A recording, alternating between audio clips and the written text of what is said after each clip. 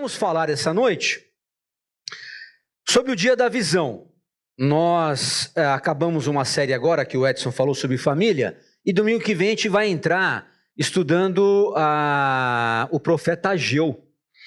É uma série curta, são só 2 capítulos, mas tem esse intervalo aí que a gente, a cada 2 meses, a gente para um pouquinho para pensar na nossa visão, na nossa missão, nos nossos valores, porque se deixar, a visão vaza, ok? Então, muito bem. Então, para recapitular aqui, a nossa missão aqui do Horto, pensando como igreja, é viver para a glória de Deus, impactando vidas e fazendo discípulos de Jesus, ok?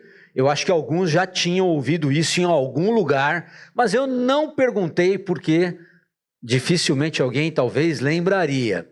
Vivemos para a glória de Deus, impactando vidas, fazendo discípulos de Jesus. Eu quero trazer 2 textos, na verdade 2 salmos. O primeiro é o Salmo 19, se você quiser abrir aí ou ligar aí o seu app, mas vai estar projetado aqui.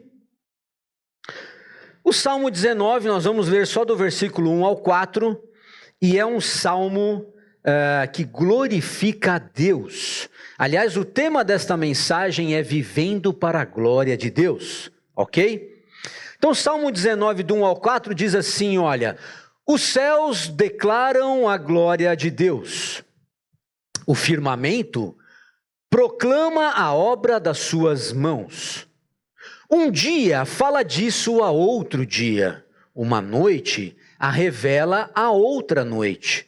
Sem discurso nem palavras, não se ouve a sua voz, mas a sua voz ressoa por toda a terra e as suas palavras até os confins do mundo. Ok? Agora vamos para o Salmo 24.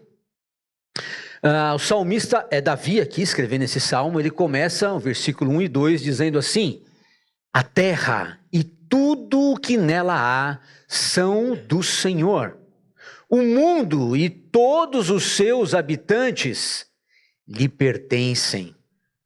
Pois sobre os mares ele edificou os alicerces da terra, e sobre as profundezas do oceano a estabeleceu. Claro que é uma linguagem poética aqui, né? E ele termina o Salmo 24 dizendo o seguinte. Vamos lá? Será que... Me ajudem aí, gente, acho que travou aqui. Vamos, aí. Abram-se portões da cidade, abram-se antigos portais, para que entre o Rei da Glória. E ele pergunta, quem é o Rei da Glória? E ele mesmo responde, o Senhor forte e poderoso, o Senhor invencível nas batalhas. Abram-se portões da cidade, abram-se antigos portais, para que entre o Rei da Glória. Quem é este Rei da Glória? E ele reafirma, o Senhor dos exércitos, ele é o Rei da Glória. Amém? Muito bem, esses 2 salmos então apontam para a glória de Deus, a glória de um Deus que criou todas as coisas.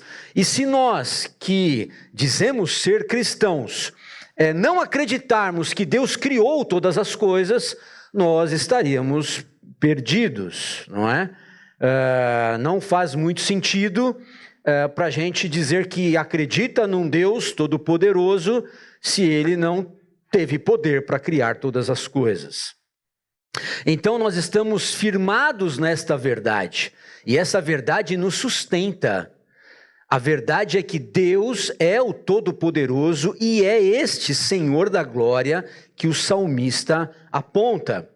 Então todo o Velho Testamento, gente, vai apontar para que os povos glorifiquem a Deus, e principalmente a nação de Israel. Eles precisavam estar constantemente lembrando do Deus Todo-Poderoso, que criou o universo, que criou todas as coisas, que criou o ser humano. Nós temos em nosso DNA a assinatura do nosso Criador. A humanidade, não só a humanidade, todos os seres viventes, todo o universo fora da Terra, nesse ajuste fino do universo, ele só pode ter sido feito por uma mente brilhante, uma mente super inteligente, um todo-poderoso que está acima da nossa compreensão. É por isso que o Novo Testamento vai nesta linha de que a humanidade precisa adorar a Deus, e precisa adorar a Deus em todos os momentos da sua vida. Então, Paulo, escrevendo aos Colossenses, diz assim: e tudo o que vocês fizerem ou disserem, façam em nome de Jesus. Olha que interessante esse raciocínio. Então, tudo que eu for fazer, eu preciso lembrar que eu tenho um Senhor. Este Senhor Jesus governa a minha vida, as minhas decisões e as minhas escolhas. Dando com isso graças a Deus, o Pai, por meio dele, por meio de Cristo. Então percebem que este texto nos aponta para que a nossa vida glorifique a Deus. Em 1 Coríntios 10, Paulo vai reforçar isso dizendo que é uma verdade fantástica, né? E ele fala assim: quer vocês comam, bebam ou façam qualquer outra coisa, trabalhem, estudem, passeiem, né? Se divirtam, amem, qualquer outra coisa, façam tudo para a glória de Deus. Bom, esse é um conceito que talvez pareça um pouco estranho para algumas pessoas, porque a gente não cresce aprendendo isso na escola. Dificilmente ouve isso em casa também.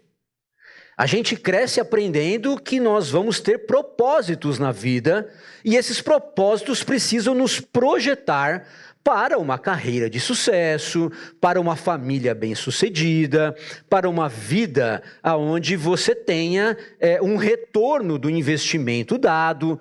Então, nós aprendemos com esta perspectiva, né? Nós crescemos com esta perspectiva de que o propósito da nossa vida precisa ser recompensado de alguma forma pelo meu esforço. Então, eu vou estudar muito, aliás, os pais falam isso para os filhos, né? Estude muito para ser alguém na vida. Não é isso que a gente ouve desde criança? E nós falamos isso para os filhos. Como que se ser alguém na vida é ter uma profissão. Então nós associamos uma coisa com a outra. Ser alguém na vida, no nosso linguajar popular, é você ter um sucesso profissional. Então, esse se tornou advogado, ele é alguém na vida. Então, quem não é advogado, ou quem não tem uma profissão específica, ou quem vive talvez de bico, ou quem tem uma atividade manual, porque não conseguiu se formar, então não é ninguém na vida. Então, é uma ideia um pouco desvirtuada do que a Bíblia aponta para o que é ser alguém na vida. Nós somos identificados por sermos filhos de Deus e não pela profissão que nós temos. A nossa identidade com Deus está neste amor que Deus revelou a nós e que nós retribuímos a Ele. Essa relação, esse relacionamento de intimidade com Deus e com a sua palavra é que nos identifica no cenário espiritual.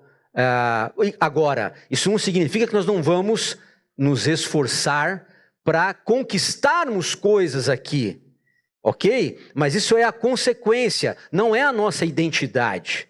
Então, esses textos apontam para que o propósito da nossa vida seja direcionado para glorificar a Deus. Tudo que eu for fazer, eu faça em nome do Senhor, para a glória dele. Muito bem, nesta linha de raciocínio, os reformados, do século XVII, quando estavam fazendo o catecismo de Westminster, logo no primeiro parágrafo, eles destacam esta verdade. Esta verdade é o princípio que eles entendem que seja a grande finalidade do homem como ser, o fim principal do homem, dizem eles, é glorificar a Deus e gozá-lo para sempre. Uau! Viver satisfeito nele para todo sempre. É isso que está falando aí. Então, o fim principal de todo homem deveria ser glorificar a Deus e se sentir satisfeito nele. C.S. Lewis, que foi um grande autor, escritor inglês do século XX, ele vai nessa linha e com um certo complemento, e ele diz assim: o único propósito para o qual existimos é sermos trazidos para a vida de Deus, ou levados para a vida de Deus, depende do ângulo que você vê. Então, é muito interessante essas duas afirmações, porque são afirmações importantes, bíblicas, que se complementam, que são grandes verdades para nós. Então, quando nós olhamos para isso, o nosso objetivo principal é glorificar a Deus e ser satisfeito nele, e ser levado para viver a vida de Deus na terra. Mas o que seria isso?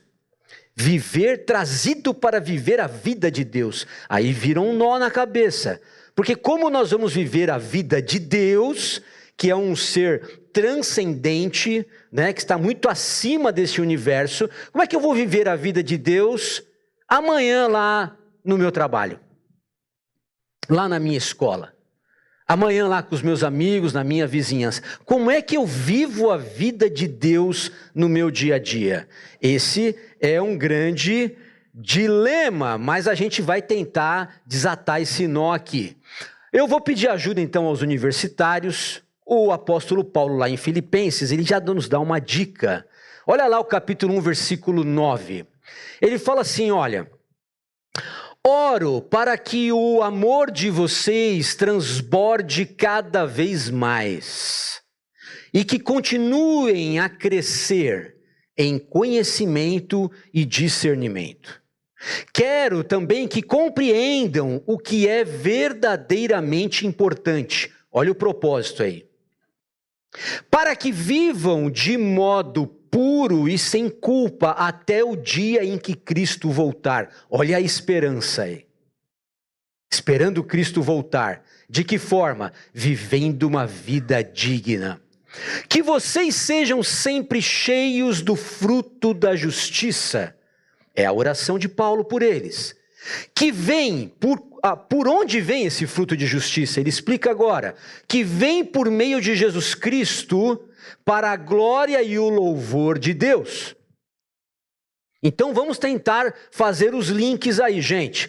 Se o nosso grande propósito é viver para a glória de Deus e ser satisfeito nele, e nós precisamos viver a vida de Deus nos nossos relacionamentos, aqui Paulo está orando para que os seus irmãos na fé vivam de um modo digno até que Cristo volte. E tudo isso só é possível, diz ele, por meio de Jesus Cristo. E quando nós estivermos vivendo esta vida por meio de Cristo, nós estaremos glorificando, porque tudo será para a glória e o louvor de Deus. Começa a fazer sentido agora. Uma coisa está ligando com a outra. Vocês estão comigo, gente? Muito bem.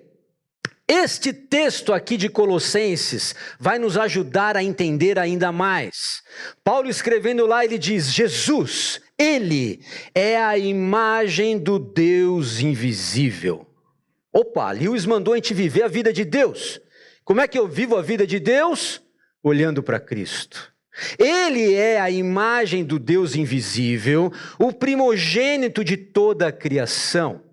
Pois nele foram criadas todas as coisas nos céus e na terra, as visíveis e as invisíveis.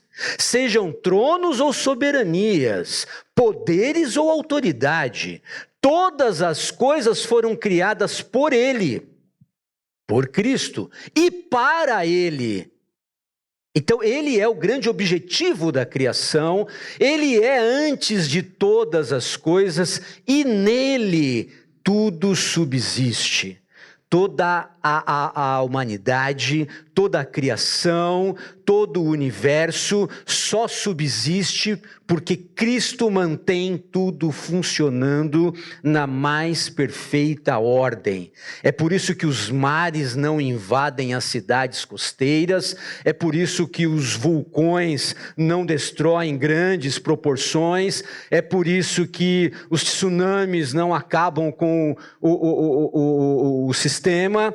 É por isso. Por quê? Porque há limites na natureza que Deus colocou e Ele administra. Como foi Ele que criou todas as coisas e é para o louvor da sua glória, isso só acabará quando Ele quiser, se Ele quiser e da forma que Ele quiser. Ok? Então é isso que o texto aponta. Mas o autor de Hebreus, ele vai trazer um texto ainda mais claro, porque ele diz assim: o Filho, Jesus, é o resplendor da glória de Deus e a expressão exata do seu ser. Então, se nós queremos viver uma vida que glorifica a Deus e a vida de Deus em nossas relações, nós precisamos olhar para Jesus, porque Ele é o resplendor desta glória de Deus. Porque quando nós pensamos em Deus, nós pensamos num ser muito difícil de ser alcançado, mas quando olhamos para Cristo, que está revelado nas Escrituras, nós começamos a entender o que realmente Deus é e o que realmente Deus quer de nós, porque Cristo se revelou a nós. E quando os discípulos perguntaram, mestre, mostra-nos o Pai, ele disse, quem vê a mim vê o Pai. Então ele é a expressão exata de Deus, e ele se revelou a nós por meio da sua palavra. É por isso que é importante nós conhecermos as Escrituras, gente. É por isso que é fundamental que a gente leia e estude a Bíblia, porque é lá que Deus está revelado. É lá que a revelação está aberta, descortinada para a humanidade. É lá.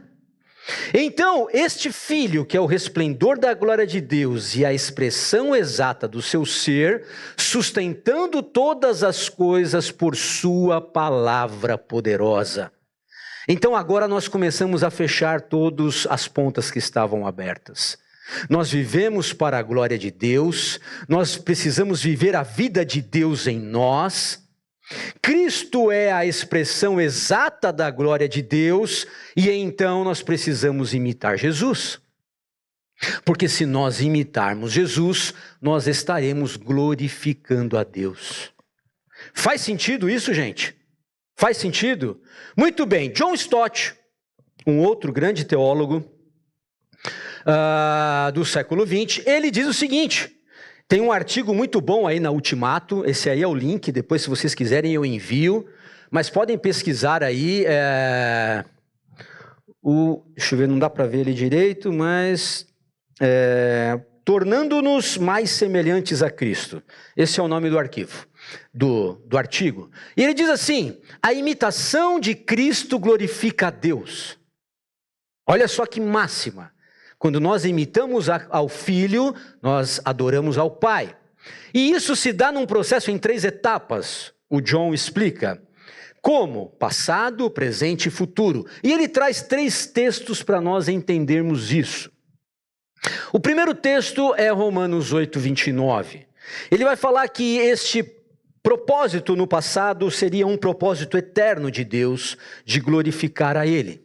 E ele diz assim, aliás o texto diz, né?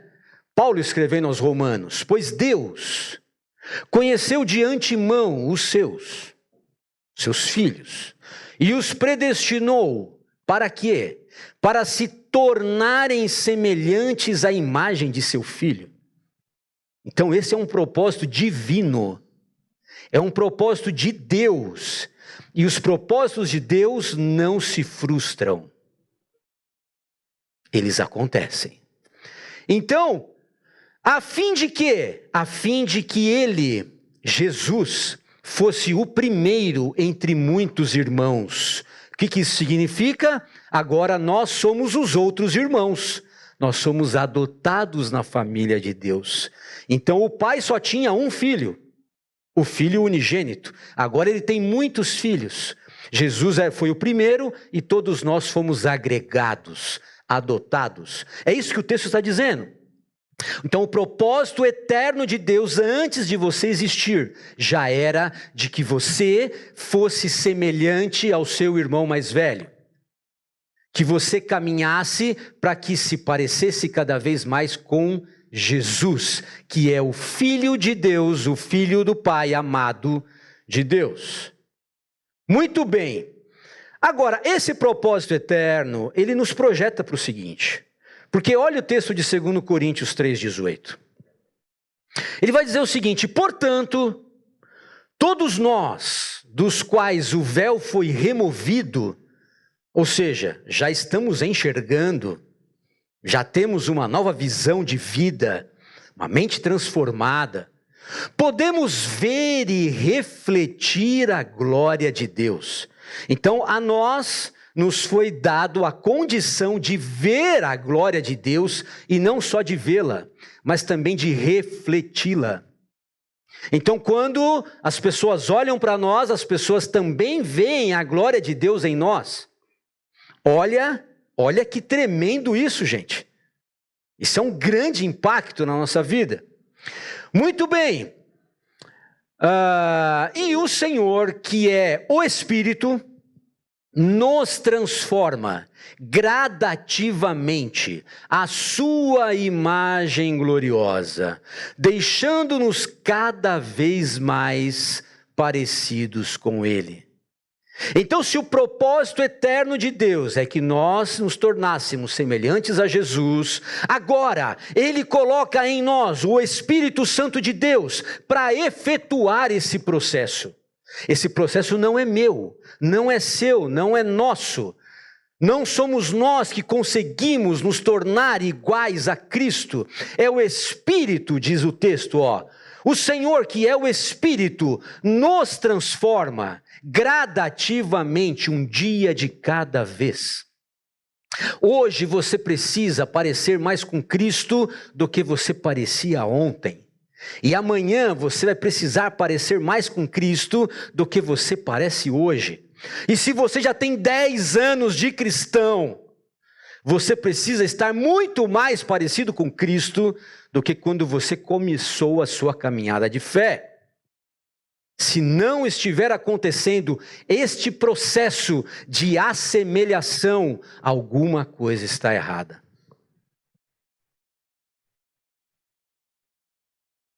Pensem nisso.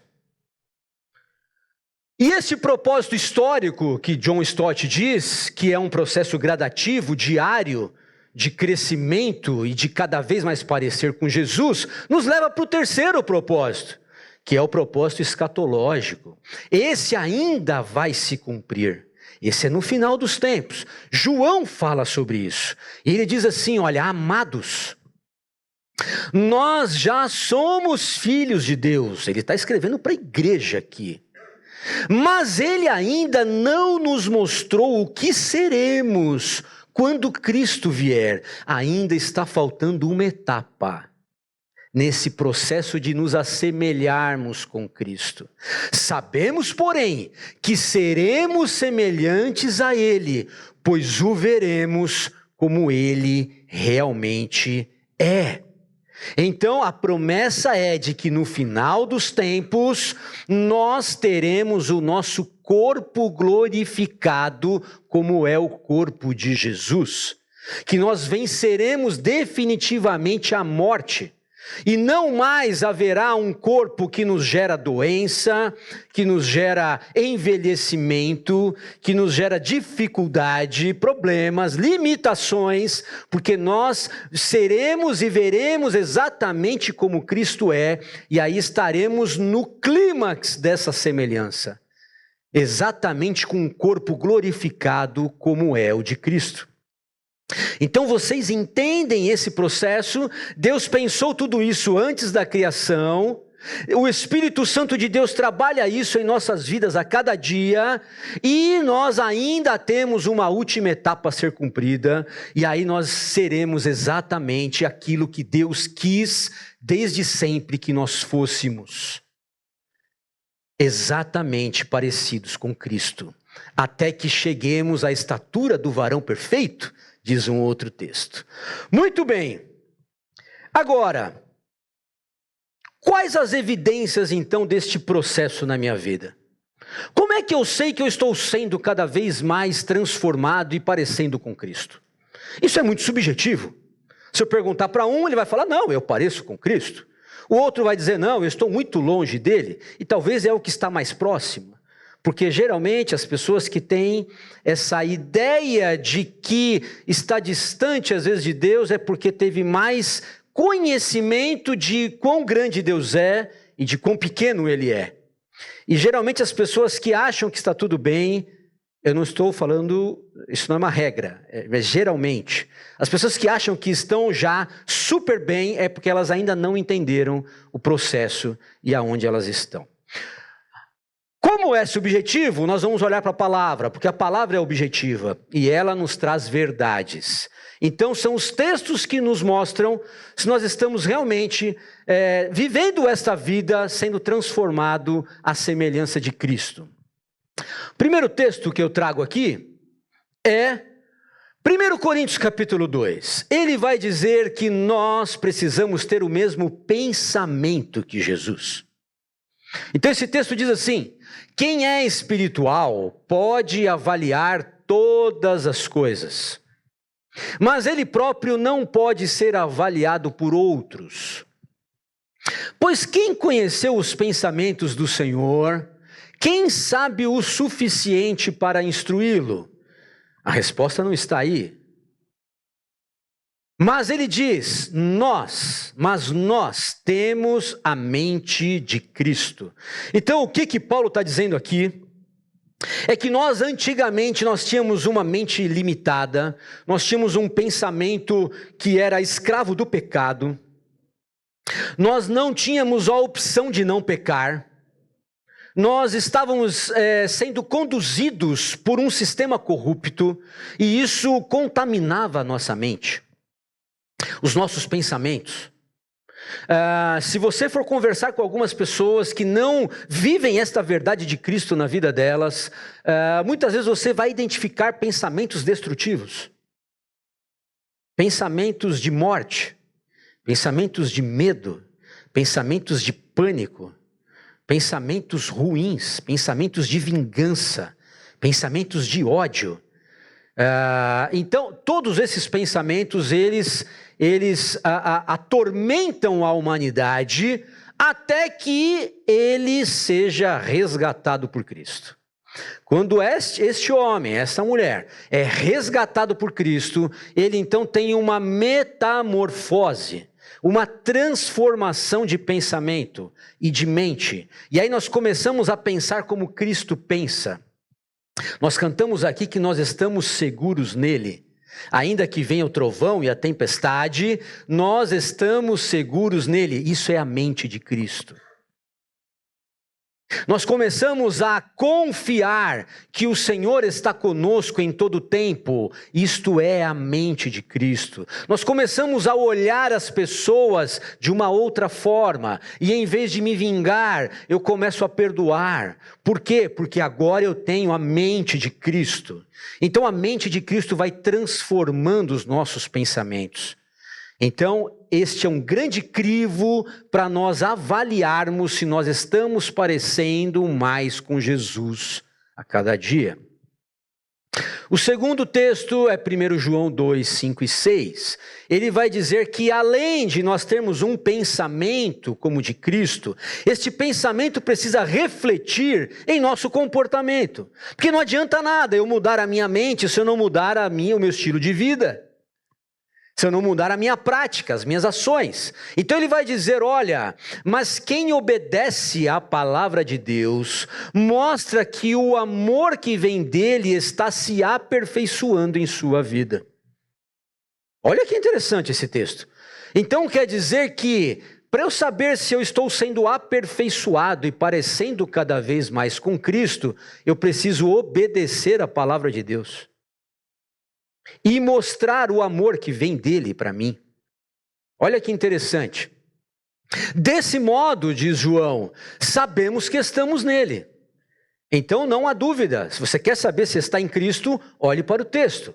Quem afirma que permanece nele, e muitos dizem que estão em Deus, muitos dizem, você vai conversar com as pessoas na rua, não, eu tenho Deus, não, eu sou cristão, não, eu já me converti tem muitos anos, mas você olha para a vida daquela pessoa, não reflete a vida de Cristo, então tem alguma coisa errada aí.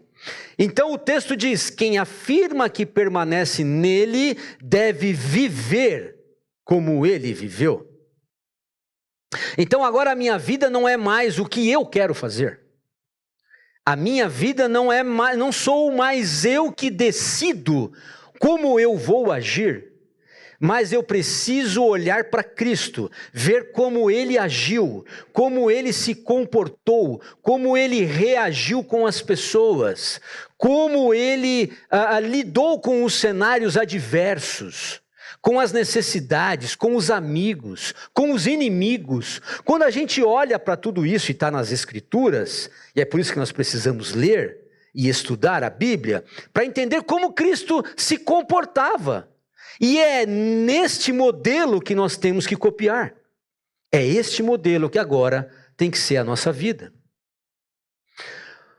Isso nos aponta e nos mostra agora o terceiro ponto. Porque já que eu penso e me comporto como Cristo, isso vai influenciar nas minhas relações. Os meus relacionamentos serão transformados. Então este texto de João 13 é aquela famosa história onde Jesus pega uma bacia com água e uma toalha e sai lavando o pé dos discípulos. E aí no final ele diz, olha, eu lhes dei o exemplo para que vocês façam como lhes fiz. Nós não estamos aqui querendo copiar Jesus. Então, este foi um modelo que ele deixou e ordenou que nós replicássemos. Então, quer dizer que eu preciso pegar agora uma bacia e sair lavando o pé do pessoal. É isso que Jesus queria fazer? Que a gente fizesse? Isso aqui é um símbolo, gente. Isso aqui é um modelo. Isso aqui é quase como uma metáfora. A gente olha para isso e entende o que está por trás de tudo isso. O grande ensinamento aqui é a humildade, é o amor, é o respeito, é o serviço ao próximo. Esse é o grande exemplo aqui. O que ele está querendo dizer? Gente, vocês vão se relacionar com as pessoas. Daqui a pouco eu vou embora. E eu quero que vocês continuem o meu legado. A minha jornada precisa dar sequência na vida de vocês. Então eu vou dar um modelo para vocês aqui de relacionamento. Eu quero que vocês priorizem o próximo. É isso que essa história fala. Porque o pé dele estava sujo. Ele não lavou o pé dele primeiro. Ele primeiro lavou o pé do seu amigo, do próximo, do seu discípulo, do seu servo. Então ele priorizou o bem do outro, depois o dele. Então essa é uma grande máxima nas relações cristãs e nas relações humanas. Nós precisamos entender que nós não precisamos estar sempre em destaque. Nós não podemos viver para o nosso próprio reino. Nós precisamos trabalhar para o reino de Deus ser expandido.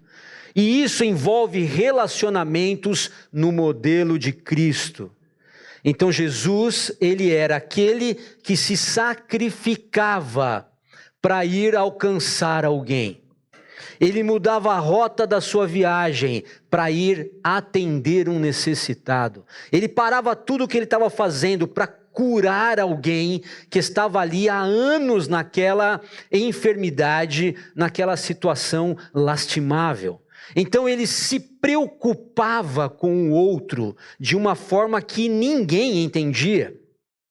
Ele tinha então um coração voltado para o próximo, de compaixão, de amor, de atenção. Ele estava sempre atento atento às pessoas que estavam ao seu lado. Este é o modelo que Cristo quer que nós repliquemos. Se nós queremos copiar Jesus, glorificar a Deus, viver a vida de Deus em nossos relacionamentos, é isso que Deus quer para nós. E o último ponto é o texto de 1 Pedro capítulo 4. Já que nós temos o mesmo pensamento que Jesus, o mesmo comportamento que Jesus e os mesmos relacionamentos que Jesus, nós precisamos entender que nós precisamos passar pelo mesmo sofrimento que Cristo passou. E isso não é fácil de ouvir nos dias de hoje, porque nós estamos acostumados a querer tudo confortável. Nós queremos tudo que nos dê prazer, tudo que nos satisfaça, tudo que vai gerar um certo trabalho, a gente quer fugir disso. Todos nós somos assim. Então, se nós pudermos escolher dois caminhos, um difícil e um fácil, nós vamos sempre escolher o caminho fácil. A humanidade é assim. Mas Cristo não escolheu o caminho fácil. Ele escolheu o caminho necessário, aquilo que precisava realmente ser feito. Então Pedro diz lá no capítulo 4, mas alegrem-se. Alegrem-se à medida que participam dos sofrimentos de Cristo, para que também, quando a sua glória for revelada, vocês exultem com grande alegria. Então esse texto está dizendo o seguinte, isso é muito importante para nós entendermos isso. Ele está dizendo o seguinte, que um dia nós viveremos a glória revelada de Deus e nos alegraremos junto com Ele, no seu reino, nós reinaremos com Ele. Mas antes é necessário que a gente faça e passe por todas as etapas do processo. Jesus não foi exaltado antes dele se humilhar. Filipenses capítulo 2 diz exatamente isso. De sorte que haja em vós o mesmo sentimento que houve também em Cristo Jesus, que mesmo sendo Deus, não teve por usurpação ser igual a Deus, mas antes aniquilou-se a si mesmo, tomando a forma de homem, fazendo-se como servo, e sendo obediente até a morte, e morte de cruz. O que é isso? É sofrimento, mas era um sofrimento necessário, era um sofrimento que geraria vida em nós, e ele pagou o preço, porque ele sabia que isso geraria vida. Agora, por que nós, muitas vezes, queremos fugir do tratamento ou do processo que Deus tem nas nossas vidas? Como é que nós queremos só viver o reino, a exaltação e a glória, se nós antes não formos trabalhados no sofrimento? Porque é no sofrimento, gente, que a gente molda que o nosso caráter é moldado. É na necessidade que a gente aprende a pedir ajuda. É quando a gente precisa, é que a gente deixa o nosso orgulho de lado. É quando a gente precisa e está sofrendo, é que a gente vai contar com a ajuda do irmão. Porque senão, você acha que é autossuficiente. Eu não preciso de ninguém. Se tudo estiver bem na vida, geralmente nós temos a tendência de sermos orgulhosos, arrogantes e independentes. Não preciso de ninguém, ninguém paga as minhas contas, não devo satisfação para ninguém, nunca pedi ajuda aqui, então eu tomo as minhas decisões, eu sou o Senhor da minha vida, então eu estou construindo aqui a minha história e não preciso de ajuda nem de vocês e nem de Deus. Está cheio de gente pensando assim. Mas quando o sofrimento vem, bate na porta, e aí você entende que você é limitado, que você não consegue sair da cama, que você não tem dinheiro para pagar a conta, e que você precisa de ajuda, porque você sozinho não é ninguém, aí, meu querido, você começa a ser moldado conforme Deus quer que você seja. Então, agora, claro que eu não estou dizendo que todo sofrimento vem de Cristo e ele se alegra. Porque tem sofrimentos na nossa vida que nós mesmos causamos. Esse sofrimento, Deus não se alegra. Deus não quer que a gente passe uns sofrimentos decorrentes do nosso estilo de vida desregrado, por exemplo. Então, se você estiver aí com o nome sujo, todo complicado na questão financeira, por conta de querer ter um padrão de vida acima do teu, ou de querer impressionar os outros, comprando coisas que você não pode pagar, e que às vezes você nem precisa, mas que você quer ter um status, e aí você não dá conta de pagar, e aí você fica sofrendo. Por quê? Porque você agora está com o nome sujo, está todo enrolado. Esse não é o sofrimento de Cristo. Esse é o sofrimento seu, do seu próprio pecado. É a consequência dos seus atos errados. Agora, um sofrimento de Cristo, que realmente se identifica com Ele, é quando nós estamos agindo conforme Ele quer que a gente haja, com ética, com correção, com uma moral elevada, sabe, pensando no próximo, trabalhando certinho lá na sua empresa, e mesmo assim, alguém te persegue. Por quê? Porque Ele não quer que a luz de Cristo brilhe naquele ambiente. Ele não quer ter um vendedor que haja com ética com os seus clientes, por exemplo. Porque o sistema da empresa é um sistema de manipulação. Então, se você for um cristão correto, um vendedor certinho, você vai falar a verdade para o seu cliente.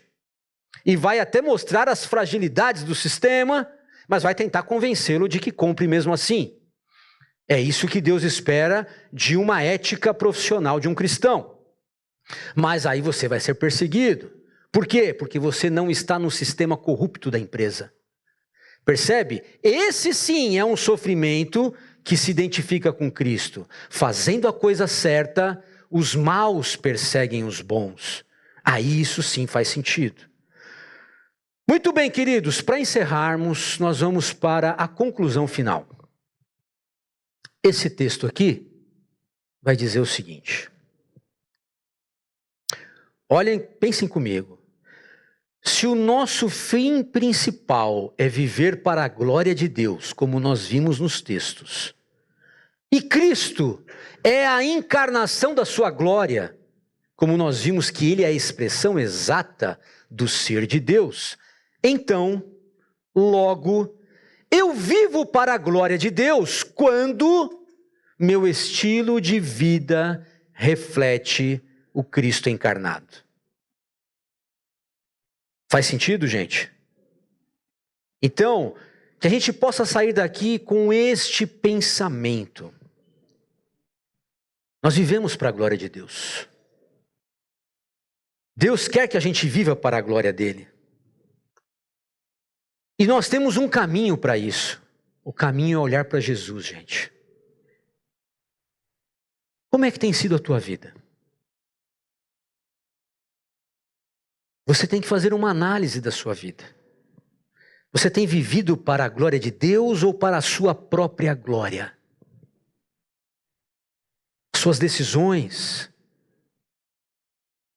as suas escolhas, o quanto isso tem refletido Deus ou o seu próprio interesse?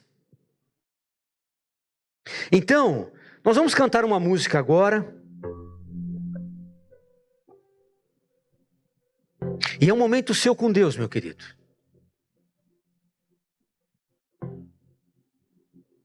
Vamos nos colocar de pé?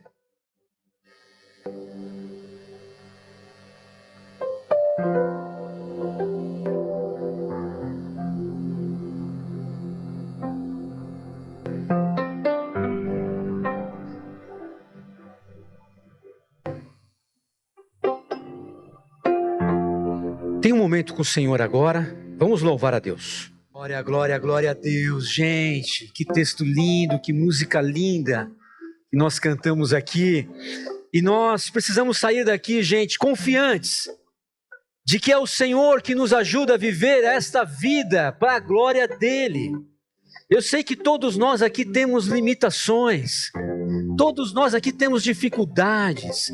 Talvez você esteja pensando como está difícil.